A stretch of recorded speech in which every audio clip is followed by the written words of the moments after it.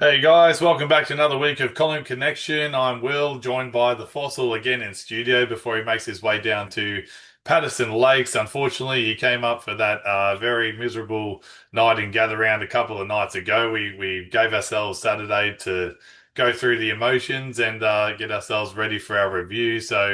Collingwood going down 5-9 39 to FREO 7-3 45, a very low scoring affair and pretty miserable night on and off the field for us, Fossil. Yeah, not good at all, Will. No, it was very disappointing. I thought, with the conditions, it might have suited us a bit more because they had two or three fairly big, tall forwards and a couple of ruckmen. But no, very disappointed in the effort. They tried hard, Will, but when you keep aside the 7-3 41 and you can't beat them, and they're the sort of games last year, I think them and the Adelaide game that were winning and keeping ourselves in the hunt. So now we're under a bit of pressure now. 2 and 3, and we're 11th on the ladder. But hopefully, in the next 6 weeks or so, I think it gives you a good clue after about halfway through the season when everybody sort of had a crack at everybody. But whether changes have got to be made, or we'll just see what happens with the players we've got at the moment. But yeah, no, it was a disappointing night. But that's the way it goes with him. So you just got to pick themselves up and start, try and get two or three wins in a row, and it can change fairly quickly. Yeah, exactly. Hopefully they can bounce back next week. For me, yeah, this one hurts a lot. Obviously, like you said, dominating the contest from the get-go. We had a lot of territory go our way. But a much better performance overall, I thought, compared to that last week against Brisbane. Tackling pressure was up 92 to 63. The pressure acts were up around the ground. We still lost the contested possession by 9, but broke even in the clearances, so I thought that was a much better effort from the midfield. It's just, unfortunately, our forward line's all at sea. I think everyone associated with Collingwood in the AFL can see that. Definitely partly due to tactical reasons, along with the wet conditions. But we had our defensive mindset going into this game. The coaches pinpointed a way for us to get the win, and the players nearly pulled it off, minus a couple of pretty bad errors that led to FREO goals. The inside 50, 61 to 45, and 14 scoring shots to 10. So to go down by one straight kick is, yeah, obviously pretty disappointing. And I think it's a big opportunity missed, but hopefully it doesn't come back to bite us too bad later in the season. So we'll get to our quarter by quarter breakdown. You've got the first one, Fost. Yeah, no, you're right there with all the stats. But yeah, the thing I was looking forward to was our centre clearance work, like we had been getting smashed the last few games. But I thought they were okay. Like we got the ball out quickly. I think McQuarrie, showed a bit of dash through the middle there and set up Memory's first goal. Young Anderson, I thought he was very good early. Will he was applying pressure on the ball, My which boy is Anderson. my Yeah. boy Anderson. But playing his first game, and I thought he looked pretty comfortable. He was doing the right things, and he seemed to get his body in the right spots. And I was very happy with his effort.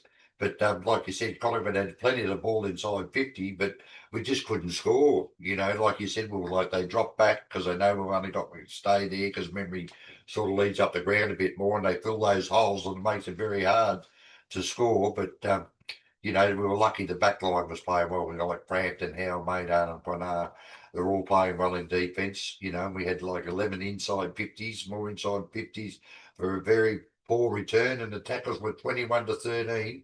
And for 128, I think, with all the hard work that they did in the first quarter, William, they'd be very disappointed, even though they only kicked 117, but we had a heap more of the ball and just couldn't score.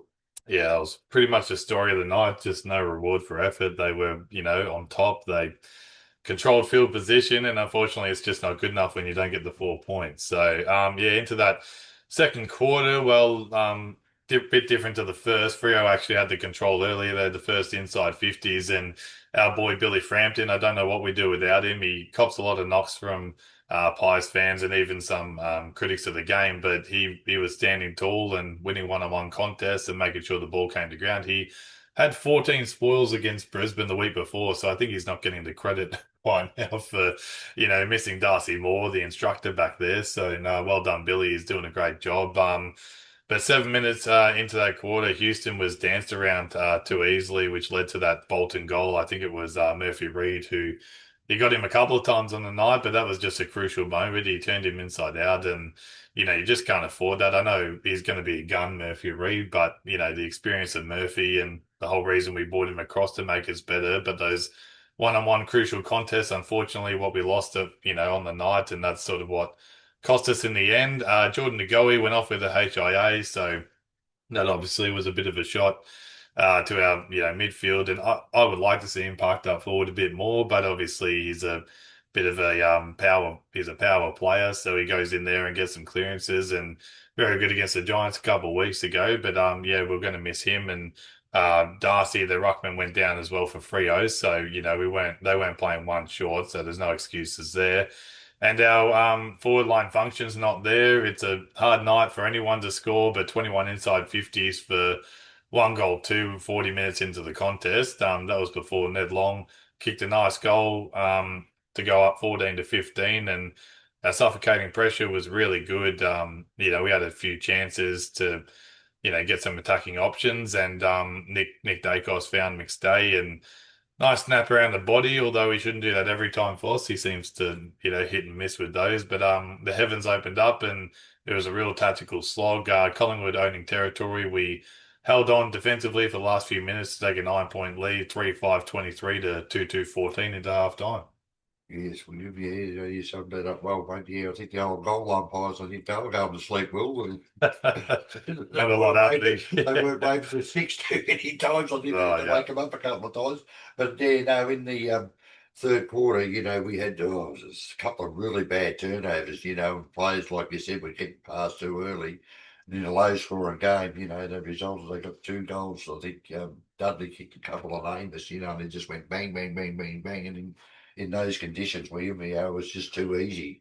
They seemed to just step past, even they had to try to tackle or knock the ball out, but they just Yeah. seemed to sidestep it. But, like the tackles inside 50, I think it was, we were up 20-4 there at one stage, so they were having a crack, but we just couldn't score, William, and it makes it hard, but young Anderson kicking his first goal, he was playing really well, and Christie got a goal, so that sort of kept us in the hunt. But in the wet conditions, we like I don't know. When I was taught, it's one up and one down. Like and that many times, like Schultz, he got in the right spot. He was coming at the front of the ground, but whether it was lack of talk or he took one step too many, he could have had a couple of snaps, and then plus he missed that easy shot. I'm not blaming him; he was in the right position, but the ball went over the back that many times. I can't understand. We had two or three guys flying. And there was nobody at the back, and in a low scoring game like that, we might have been able to get a few cheapies over the back, but there was nobody there. Yeah. But either ran through for a point or ran out of bounds. So, the forward structure was, I wasn't too happy with that. And in wet conditions, they should know, it's like they obviously trained for them, but I thought that's where we were very poor up forward. I don't know what he's going to do, whether he's going to stick with the same, but, with the AFL not playing, it makes it hard, doesn't it? The For the VFL. VFL Yeah. to put their hand up. But like you can't blame them. They all had a go, but they just couldn't convert. And I was very disappointed with the forward line setup. So I don't know what McRae's going to do this week, but they want to get it fixed up quickly because those sort of games, like I said earlier, we win and we're down to 11th spot on the ladder, so we just can't afford to. Keep losing those games because it just puts too much pressure on us, and then we've got to beat the higher sides. So it'll be just interesting to see what they do next week. Like you said, there'll probably be a few changes, but yeah. So at 3/4 time, it was 5-6-36 to 5-2-32. So it was still anybody's game, but we just couldn't get the score on the board. Yeah, no, very low scoring contest, and we got the lead back. They fought well in that the end of that third quarter to get us back in front, and a low scoring contest. The easy opportunities are hard to come by, and we absolutely went begging in that last quarter. As I mentioned before, McStay snapping around the body from 20 meters out is just not necessary. He should have just gone back and kicked the drop punt. And same thing with Schultz. He had an even easier shot, and he managed to hit the post. It was a night where Schultz could have had a great game and been a match winner, or he was just not quite not quite there on the night, unfortunately. So we own the territory. Even Nick Dacos, harder opportunity, but he burst through and missed a goal they'd usually kick. After 15 minutes, we'd had the only three behinds for the quarter and kept them scoreless. So, the game plan, everything was functioning well. But, um, there was an option there with about 6 minutes to go, and this is, where everything turned to Shizen, as you'd say, Fossil. Elliot missed a marking opportunity, which he'd usually take in years gone by, and then Freo went straight down, kicked it to Amos, who, streaming rain and windy conditions, he converted from 45 out, and momentum went back Freo's way, and then a really bad error by Frampton, which should have made the kick first. I think it was Crisp who kicked it back to him, so we sort of went into our shells and didn't really need to. We should have taken the territory up the ground that we were keeping it in our front half for most of the game. So Crispy goes back. Frampton misses a kick to Elliott, who, had a chance to mop it up and he didn't. He gets a bit of tackling pressure from Dudley, and then that spills over to so I forgot his name here, the fellow who kicked the goal for Freo, Johnson. But then it was a very slight chance, but Maynard couldn't get a hand on him. He goes through and kicks the goal, puts them up by 5 with 5 minutes to play, and then that, like you said, they kicked a flurry of goals. Their second first half goals.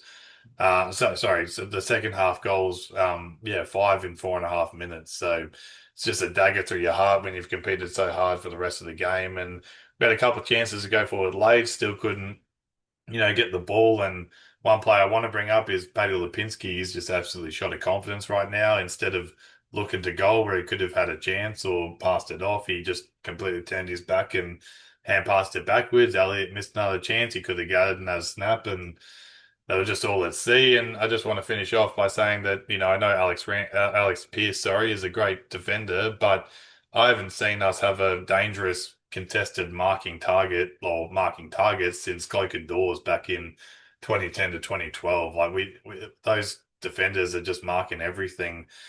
We throw at them and they're just clogging the defense. So we've got nothing, as soon as they shut that down, we don't have anyone to take the clunks, and our crummers aren't doing the work. So anyway, Colin would go down 5-9 39 to 7-3 45 Freo. So yeah, one that probably slipped through our hands, Fossil, but we'll try and find some positives out of it. So that's for you this week, Foss. Yeah, well, I have got one Anderson, Anderson, my boy William. That was a real positive out the game. The kid did well for his first match. He had 15 kicks, one handball, 5 marks, 6 tackles, and he just seemed to be able to read the play well. Well, I was very impressed. He's only 23, I think. 22, I think. 22, Yeah. 23, but he just seemed to get his body in the right position. So that's one good shining light. And I thought, congratulations to the kids and his family and friends. I'm sure they'll be very proud, and they should be. Yes, does he have kids, does he? Hey? Does No, he have his kids? friends. Oh. Did I say kids? I thought you said kids. Oh, family, family. Maybe he does. We don't know. Yeah, well, he might. He might. Who knows? He can start early these days, but no, congratulations to all. Not in this economy, Fossil. Well, I'm sure they're all very proud. The kid did the black and white well, William. So Yeah. hopefully, if we can get a few more of them, the younger ones like that in the twos, and put a bit of pressure on these guys, we might see a few changes. But like I said, maybe till halfway through the season and see how we're looking. But I think if we can get a bit more pace and find a couple more young kids like him, I think it'll help out later on down the track. Yeah, exactly. No, great work from Angry, and I'm sure he'll keep his spot next week. I've got the negatives, and I had to pinpoint these a bit more. Fossil, there was a couple to take out of this game. We basically lost the key moments, like I touched on before. Freo taking their chances in the second half was the difference between both teams. It's been a huge issue all season, but our forward line is just not functioning. Elliott's being blanketed every week. He kicked 60 something goals last year, and the opposition just know that, okay, Elliott's their main man. They're going to go to him. Exactly. So, and he's a bit off himself form wise. I'm not saying to drop him because I think he's too dangerous, but you wanted another couple of years on this contract. It's time to start performing, when he gets his half chances. And Schultze shoulda, woulda, coulda, 0 goals, 3. And those times he was caught, just play on instinct, just, in wet conditions, you're not going to get many chances. Just grab the ball and snap it. He tried to dance around 2 players twice and he got pinged. So hopefully he learns from that. And he's been a good shooter, so I don't want to lay into him too much. Like, he still had, I think, 18 odd touches and, tackles, and he does all the things we want him to do, except he just didn't finish off his work. And Houston had a couple of really bad moments to forget. He'd lost 2 one-on-one crucial battles, which led to Freo goals, and that could be a game right there. So unfortunately, not the best night, but hopefully, I don't think it's the worst. As Fly touched on, like you said, Fossil, he said we've improved somewhere. So that's tackling pressure, and I think our structures were good. It's our forward line let us down. So anyway, we won't harp on that too much. But the pat on the back this week for us, Uh, Angus Anderson, yeah, I think it Anderson. was. Yeah. Yeah, Anderson. All right. Anderson. Yeah, Anderson was mine, mate. Yeah, very good.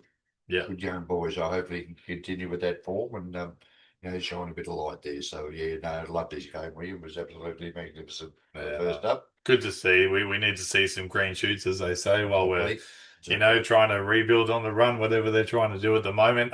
Jack Chris for me, wasn't the greatest game, but a much better night, and he stood out in some key moments. He kicked a goal along with his 23 touches and 6 marks, and a big moment. I think it was in the third quarter. He Mm. intercepted the ball, but a really strong contested grab. Like he came flying in, and I don't know how he clunked it really in those conditions. So.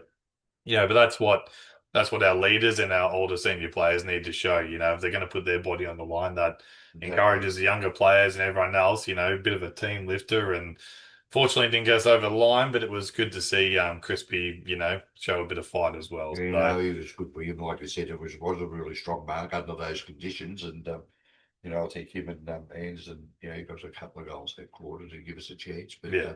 yeah, no, it's a good example, and like you said, to the young kids are watching that sort of stuff. It's a good learning curve for him. So he did well. All right, and the Collingwood CC Player of the Year votes. Yeah, hard to find a couple of positives out of this one, but we'll give them their dues, fossils. So, what's your 3-2-1 for Yeah, the? I gave three to Frampton. I thought he was really, really good. I gave two to Maynard and one to Quanar, and that's just showing. I think other than the two Dacos boys going through the middle of the field, like your backline players are getting your votes. It's good that they're playing well, but it doesn't say much about the forward line. We and they've really got to get that structure sorted out quickly. As you said before, I think Elliot, like he's getting his hands on the ball well, but last year he was marking, and this year Yeah. he's sort of struggling a bit. But hopefully he can turn around quickly. But that's where we're going to pick up. But yeah, so three to Frampton, two to Maynard, one to Quanar. Yeah, well, I've got the same three players. I'll run over these. So I gave one to Quaynar. He just stands up tall and does all the small things that you need him to do. Frampton, 2 votes. He, obviously stood up under those conditions, and he's a lone ranger there at the moment, being our tall guy down Mm, back. And Maynard, the 3 votes. He's hard as nails. He wins the one-on-ones. He does all those little things, the smothers. He's just, he absolutely eats it up and does very well. So well done there to the defenders, really. And our season vote. So Nick Dacos on 16, Houston's on 12, Maynard's now third on 8, and Josh Dacos and Frampton round out the top four with 6. So Nicky Dacos still there, but wasn't his greatest night, I guess, from his standards. And he did have a week off, so hopefully that calf is going well and he can exactly. hit the Blues hard next week. So we'll get on to our game day prediction result, guys. So if you haven't followed our Flag Pies, so it's Flag Pies on Facebook. We're calling Connection YouTube, but the chance to win that $20 voucher, we got a lot of responses. So thanks, guys, for that. That was really good to get a lot of those guesses coming through. It's free, so follow our page and have a crack. We welcome everyone. We asked for the amount of goals between McStay, Elliott, and DeGoey. They ended up with one. I know it doesn't help with DeGoey going off early, but it really wasn't the night that some people were predicting 10 and 9 goals. That would have been fantastic. Unfortunately, didn't go our way.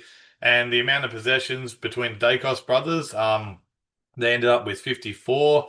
And big surprise, yeah, no one got the goals, but someone did guess the disposals there, Not a bad bottles. effort, mate. So Pretty good a job. shout out to Jewel Rules Cohen for getting the exact disposals. So well done there, but I guess they were going to kick 4 goals. So Yeah. unfortunately, you're let down there, Jewel Rules. But anyway, there's always a chance next week, guys. So, and like I said, with our first post, it will go up now to $30, and I'm going to chuck in some new players to make things interesting. Obviously, we won't have to go in next week with the HIA protocols now. So, a few more players. And just remember, you have to follow our Flag Pies Facebook group. I think we've got about 16 followers now. That kicked off last week. So happy about that. But we'd love some more followers there. And just remember to like and subscribe our YouTube channel. Just helps us get more support coming through. And then we like to hear your guys' comments on our videos and on our Facebook page as well with all things Collingwood. So Yeah, thanks for that, guys. And hopefully someone can nail the $30 one next week. And that takes us to the Blues Fossil, our arch nemesis. If they can lift for any game every single year, I just hope it's against the arch rivals. Yeah, So right, William. This is the um, one we want to win, mate. I'm telling you. most of our family is Carlton. I was lucky enough to follow in Fossil's footsteps, and The only one that had any brains we had the whole five of them. Now the four idiots. I've got one good son. that's well, a little bit harsh, but I was like, we'll say in footy talk, yeah, Yeah. no, very happy I chose the Pies, a couple of flags, so I'm not going to complain. But yeah, we'll go. There's no VFL game this week, so it's going to be interesting. Some selection calls to come, and maybe another young fella comes through. I think Yeah. Charlie, if the conditions suit, maybe Charlie West, but. We'll touch on all that in our preview episode about Wednesday night next week, guys. So follow us, and like and subscribe, as I said, and we'd like to hear some feedback from all you guys. So, in the meantime, go Pies, and hopefully a nice week coming next week. Yeah, go pies. All right, see you guys. See you. Bye.